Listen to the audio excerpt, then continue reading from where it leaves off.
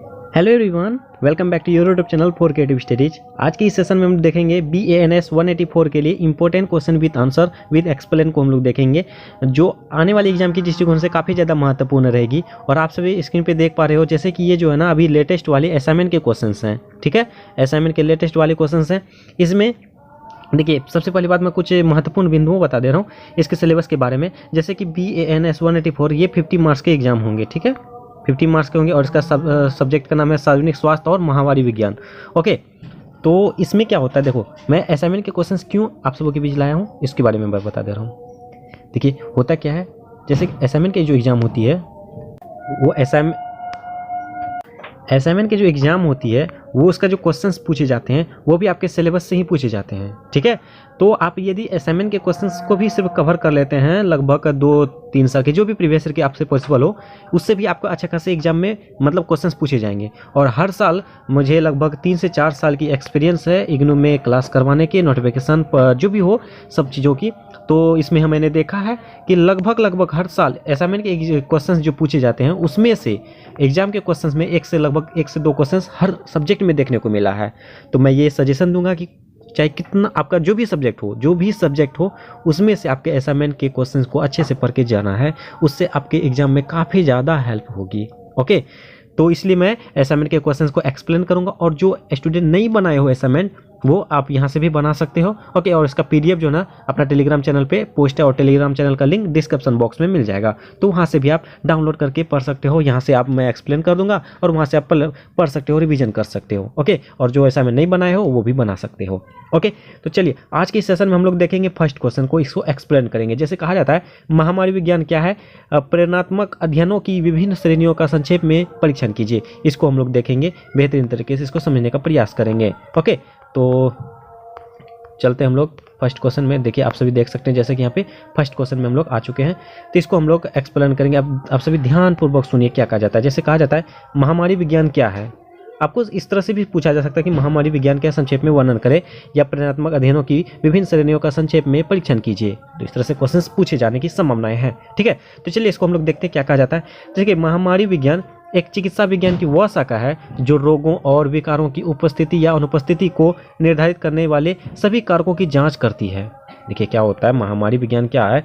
महामारी विज्ञान जो है साइंस की एक वह शाखा, एक वह शाखाएं हैं जिससे कि हमें रोग के बारे में, ठीक है, रोग के बारे में, विकार के बारे में, हमें उसके बारे में हमारे शरीर में या हमारे सोसाइटी में उसकी रोगों की, विकारों की उपस्थिति है या नहीं है। जैसे एग्जांपल ले लो ना, अभी मान के चलो अभी लेटेस्ट में भी कोरोना वायरस है। ठीक है, कोरोना वायरस भी महामारी विज्ञान का एक शाखा, एक लक्ष्य है, एक मतलब कि लक्षण है। ठीक है, तो उसी तरह से हम लोग समझ सकते हैं इसमें जो ना अभी जैसे एक एग्जाम्पल और भी ले सकता हूँ, जैसे कि आरोग्य सेतु ऐप सबको डाउनलोड करवाया था। उससे क्या होता था, उससे हम लोग समझ सकते थे कि आसपास में कोई कोरोना जो है ना पेशेंट है या नहीं है, इसके बारे में जानकारियाँ प्रदान करती थी। तो इसके बारे में हम लोग जो ना इसे भी समझ सकते हैं कि महामारी विज्ञान जो है विज्ञान की वह शाखा है जिसके बारे में हमें रोगों के, विकारों के बारे में जो ना प्रेजेंट है या नहीं है इसके बारे में हम लोग को जानकारियाँ प्रदान करती है इसकी जाँच के बाद। ठीक है, और उसके बाद महामारी विज्ञान अनुसंधान हमें यह समझने में मदद करता है कि कितने लोगों में कोई बीमारी या विकार है, यदि वे संख्याएँ बदल रही है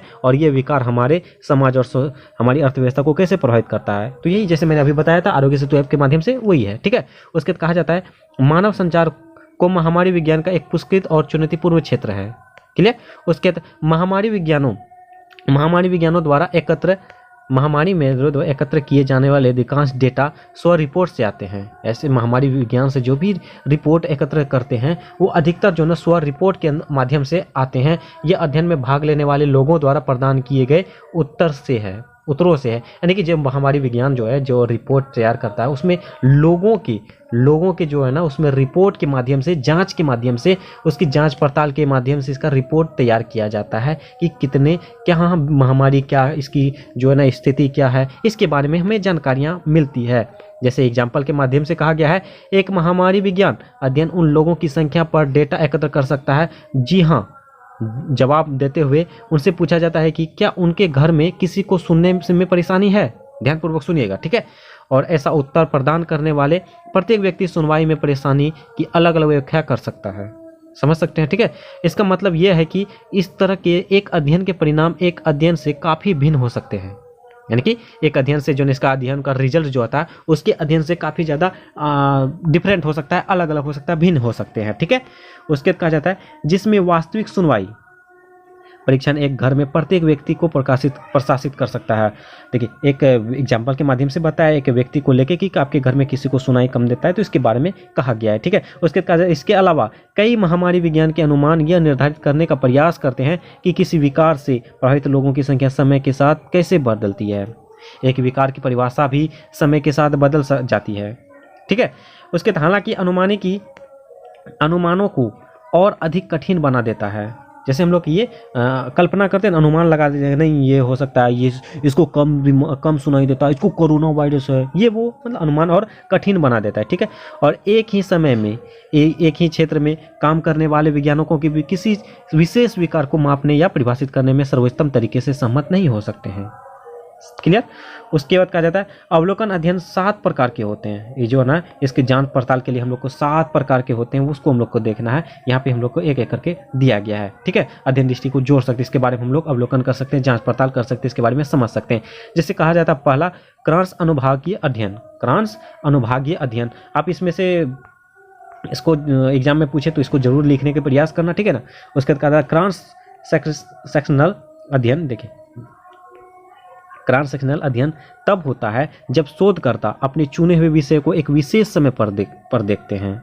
विशेष समय पर यानी कि जो शोधकर्ता है, जैसे साइंटिस्ट होता है ना, देखिए सबके साइंटिस्ट मान के चलो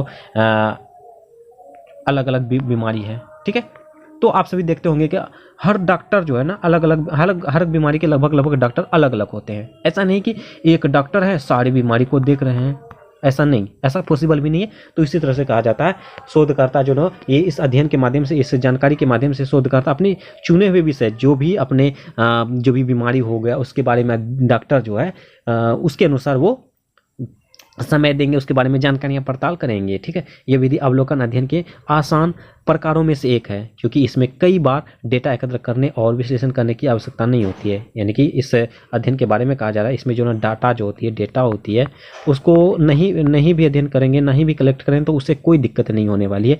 एबनॉर्मल हम लोग जी सकते हैं, हम लोग रह सकते हैं। ठीक है ना। तो इसके बारे में कहा जाता है एक क्रॉस सेक्शनल अध्ययन करने वाले एक वैज्ञानिक उदाहरण के लिए देखा जा सकता है कि एक निश्चित जनसंख्या के जैसे कि आयु वर्ग के लोग कितनी बार किसी विशेष बीमारी का अनुबंध करते हैं।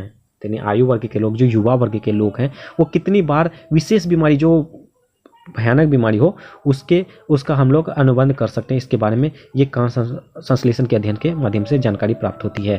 ठीक है, नेक्स्ट कहा जाता है केस कंट्रोल अध्ययन। केस कंट्रोल अध्ययन में कहा जाता है केस कंट्रोल अध्ययन में प्रत्येक या घटनाओं में 2 या 2 से अधिक समूहों की तुलना करना होता है। ठीक है, उसके इसमें से एक समूह नियंत्रण समूह और अन्य उपचार समूह है। इसमें देखिए केस कंट्रोल अध्ययन में जो है ना हम लोग अध्ययन इसके बारे में कि 2 चीज़ों से हम लोग एक दूसरे से तुलना करेंगे। ठीक है, एक दूसरे से तुलना करेंगे, उसके बाद हम लोग को जानकारी मिलेगी। एक हो जाएगा एक समूह नियंत्रण समूह हो जाएगा, एक अन्य उपचार समूह हो जाएगा। ठीक है, 2 प्रकार के समूह हैं, दोनों में इसमें अंतर करेंगे, इसमें तुलना करेंगे। नियंत्रण और उपचार समूहों के बीच एकमात्र अंतर अवलोकन के तहत कारक है। उपचार समूह के साथ नियंत्रण समूह की तुलना करने से यह सुनिश्चित करने में मदद मिलती है कि अध्ययन के परिणाम मान्य है। यानी उपचार जो है, जो इसकी सुविधाएं हैं, उपचार समूह है, इसके हम लोग नियंत्रण समूह जो दोनों समूह थी उसके कंपेयर कर सकते हैं। उसके बाद हम लोग सुनिश्चित कर सकते हैं, हम लोग ये मान्यता प्राप्त कर सकते हैं इसके अंदर क्या है, क्या परिणाम है, क्या रिजल्ट है। ठीक है, तो इसके बारे में कहा जा गया है। ओके, उसके बाद अगला कहा जाता है कोहार्ट अध्ययन। कोहार्ट अध्ययन के कहा जाता है एक समूह एक सामान्य विशेषता वाले लोगों के समूह को संदर्भित करता है। यह सामान्य लक्षण, जनसंख्या या व्यवहार पर आधारित हो सकता है। एक समूह अध्ययन पद्धति का चयन करने वाले शोधकर्ता केवल उन लोगों का निरीक्षण करते हैं जो एक विशेष विशेषता साझा करते हैं। ठीक है, और शोधकर्ता तब देखते हैं जब कोहार्ट के भीतर क्या होता है, यह विश्लेषण करने के लिए कि क्या कोहार्ट के भीतर कुछ लक्षण परिवर्तनशील प्रतिक्रियाओं को प्रभावित करते हैं। जैसे एग्जाम्पल के माध्यम से कहा जा रहा है कि एक समूह अध्ययन का उपयोग करने वाले वैज्ञानिक एक ही सप्ताह के दौरान किसी विशेष क्षेत्र में पैदा हुए सभी लोगों का अध्ययन कर सकते हैं। ये वैज्ञानिक आहार, सामाजिक संपर्क या आदतों जैसे सहवास के व्यवहारों में कई वर्षों तक अंतर का निरीक्षण करेंगे। ठीक है, उसके अगला आपका रहेगा प्राकृतिक अवलोकन। प्राकृतिक अवलोकन का अर्थ है वैज्ञानिक प्राकृतिक वातावरण में मानव या पशु व्यवहार का अध्ययन। यानी कि आप सभी प्राकृतिक समझ सकते हैं, इसमें जो मानव और व्यवहार, पशु के बारे में व्यवहार जो है ना उसकी अध्ययन किया जाता है। ठीक है, जहाँ वे व्यवहार होते हैं, प्राकृतिक अवलोकन एक प्रकार का क्षेत्र अनुसंधान है, जिसका अर्थ है कि शोधकर्ता अपना डेटा प्रयोगशाला या नैदानिक सेटिंग के बाहर एकत्र करते हैं। ठीक है, प्राकृतिक अवलोकन मतलब होता है मानव और पशुपालन का व्यवहार जो है ना उसका अध्ययन करते हैं। ठीक है, इसके बारे में हम लोग डेटा प्रयोगशाला में प्रयोग करते हैं। उसके बाद कहता था प्रकृतिवादी अवलोकन का उपयोग करने वाले शोधकर्ता जितना संभव हो सके पर्यावरण के साथ खुद को एकीकृत करने का प्रयास करते हैं। जाहिर सी बात है, मान के चलो आप कोई भी आप डॉक्टर हो, मान के चलो आप इग्नू के स्टूडेंट हो, आप इग्नू के बुक पढ़ोगे तब तो इसके बारे में जानकारियाँ प्राप्त होगी, सिलेबस को जानोगे तब तो क्या है नहीं है। ठीक है, तो उसी तरह कहा जाता है प्राकृतिक अवलोकन के जो शोधकर्ता हैं, जो साइंटिस्ट हैं, वो प्रकृति से ज़्यादा जुड़े रहेंगे तो उसे ज़्यादा जानकारियाँ प्राप्त होगी। समझ रहे हो ना, तो यही कही गई है। ठीक है, उसके बाद अगला है प्रतिभागी अवलोकन। इसमें कहा जाता है कि प्राकृतिक अवलोकन की तरह प्रतिभागी अवलोकन में उनके प्राकृतिक वातावरण में व्यवहार का अध्ययन करते हैं। जैसे अभी प्राकृतिक अवलोकन के बारे में हम लोग देखे थे, उसमें क्या कहता था, पशु और मानव के बारे में प्रकृति से जुड़े रहने के लिए कहा गया था। उसी तरह इसका जो ना प्राकृतिक वातावरण में भी हम लोग प्राकृतिक वातावरण का अध्ययन करता है। ठीक है, हालांकि प्राकृतिक अवलोकन के विपरीत प्रतिभागी अवलोकन के दौरान शोधकर्ता अपने अध्ययन से सक्रिय हो जाते हैं। शोधकर्ता अवसर प्रतिभागी अवलोकन का चयन करते हैं जब वे प्राकृतिक वातावरण से मिलती जुलती भूमिकाओं का आत्मसात यानी ग्रहण करने का केवल यह डाटा एकत्र कर सकते हैं। यानी कि कहा जाता है उसकी जो प्राकृतिक वातावरण है, उसकी भूमिका है, उससे मिलती जुलती भी जो भी लगभग होता है ना कि वातावरण में क्या क्या मिल रहा है, उसके बारे में हम लोग जो डाटा एकत्र करने, इसके आत्मसात को ग्रहण करने के लिए कुछ डेटा को एकत्र करते हैं। इसके बारे में डेटा को कलेक्ट करने के बाद इसके बारे में कहा गया है। ठीक है, उसके कहा जाता है नेक्स्ट में संचरित अवलोकन में कहा जाता है प्रतिभागी और प्राकृतिक अवलोकन के विपरीत। देखिए, प्रतिभागी और प्राकृतिक क्या था, दोनों था पशु और मानव व्यवहार, यानी कि वातावरण से जुड़े रहने के लिए, प्राकृतिक वातावरण से जुड़े रहने के लिए। तो इसमें कहा जाता है इसका विपरीत मतलब उल्टा। ठीक है, संचरित अवलोकन में प्रतिभागियों को उनके प्राकृतिक वातावरण में अध्ययन करना शामिल नहीं है। प्राकृतिक वातावरण में इसका अध्ययन शामिल करना नहीं, जैसे मैं बताया। ठीक है, इसका अपोजिट है। इसमें कहा जाता है इसके बजाय जो संचरित अवलोकन का उपयोग करने वाले वैज्ञानिक अधिक निर्मित या नियंत्रित वातावरण में प्रतिभागियों का अध्ययन करने हैं। ठीक है, और संरक्षित वातावरण एक प्रयोगशाला, क्लिनिक या अनुसंधान सुविधा हो सकते हैं।